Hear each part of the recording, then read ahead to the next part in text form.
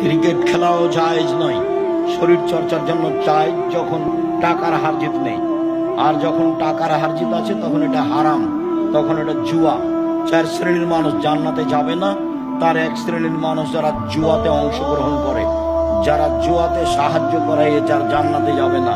টাকার হারজিতে যা খেলা হয়, যেটা খেলা হয় সেটাই জুয়া। সাবধান। ফুটবল, ক্রিকেট, আন্তর্জাতিক খেলা যখন হয় তখন সেটা একবারে কি ওটাকে বলে, প্রজেক্টর লাগিয়ে দেখা তো বহুদূরের কথা। আর গল্প যেখানে চলে সেখানে বসে দেখা হারাম। বহুদিন থেকে বলছি, 3 শ্রেণীর মানুষ পাপী, বড় পাপী। তার 1 শ্রেণীর মানুষ কেউ যদি কাউকে বলে, কেউ যদি কাউকে বলে আসো জুয়া খেলি, খেলেনি, খালি বলেছে আসো খেলি, তাহলে তাকে কাফারা দিতে হবে। 10 জন ফকিরকে 100 কেজি করে চাউল দিতে হবে। খেলেনি, খালি বলেছে আসো খেলি, খালি বলেছে, এই জন্য 10 জন ফকিরকে 100 কেজি করে চাউল দিতে হবে। তার নাম জুয়া। সাবধান।